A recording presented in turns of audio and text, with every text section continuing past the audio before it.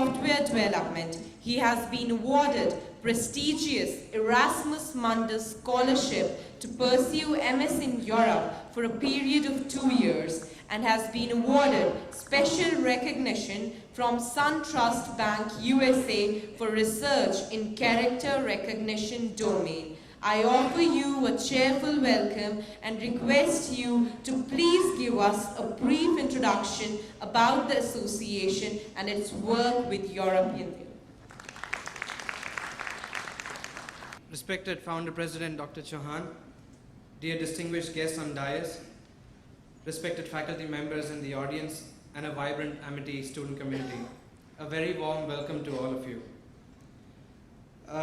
I would really start with the saying that the scholarship program was started by European Union to attract the best of global talent to premier education institutes in Europe.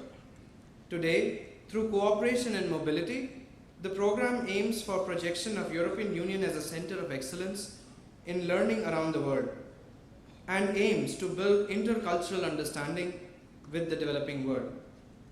Indeed, it was hard to absorb for me so much energy and intelligence during my tenure there. It was an intimidating experience and ever so challenging.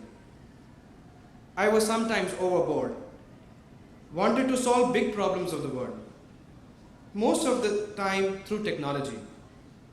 It was then that one of my early mentors said to me, "Just because you have a hammer does not mean every problem is a nail." I realized that I had to keep learning again and relearn again. We were free to attend many classes in any department, meet more and more Erasmus Mundus graduates, and that is where I and many like-minded graduates were able to get introduced to concepts of not just technology, but economics, policy, design, etc. Erasmus Mundus has two broad categories for scholarship application. Action 1 involved applications by individuals for Erasmus Mundus Masters and joint doctorates. Today, there are 138 Masters and 42 doctoral programs covering computing, social science, humanities, science, and technology. Action 2 caters to the institution-wide collaborations, partnership of higher education institutions from Europe with other countries and regions of the world.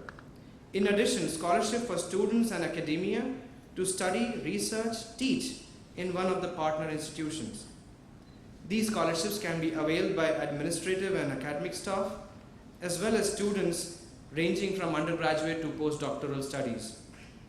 To give you an example, in the current year of 2013, 9 applications have been selected exclusively for Indian participation. The goals of these programs include and are not limited to scholarship for students and staff to attend specific courses, opportunities for women and vulnerable groups, staff training for skill upgrades, bilateral cooperation in education and research. The next best thing to Erasmus Mundus Scholarship is its vibrant alumni platform. It is amazing to see such commitment from an alumni who is willing to give its after office hours for a good cause. The gathering that we see today is a result of one such effort. Owing to a variety of courses offered in Erasmus Mundus, the alumni is equally diverse. As we near a decade of Erasmus Mundus existence, we have seen the maturing alumni representing important world organizations such as the UN, the IMF, Amnesty International, other policy think tanks, research institutions, and corporates. It goes without saying that many Indians are involved either in fault fixing or chartering new trajectories. Recently, we have seen alumni showing entrepreneurship, talent, and Erasmus Mundus has begun initiating programs that can facilitate and celebrate this development. You will be happy to know that India's first private space technology startup happens to be done by an Erasmus Mundus alumnus. As I speak now, there is probably a student or an alumni researching tribal population, making documentaries, trying to protect children from labor camps, and doing world-class research. The Indian Alumni Chapter is an instrument that connects these dots together. Our relentless pursuit for answers sometimes inhibits us to abstract out the fundamentals. A clean slate, on the other hand, provides an opportunity to ask newer questions. More questions lead to two kinds of confusions. One, that lead to doubt and inaction. The other confusion, the positive kind, leads to pause, reaction, and deliberation. Is the second kind of confusion that Erasmus Mundus celebrates. Thank you so much.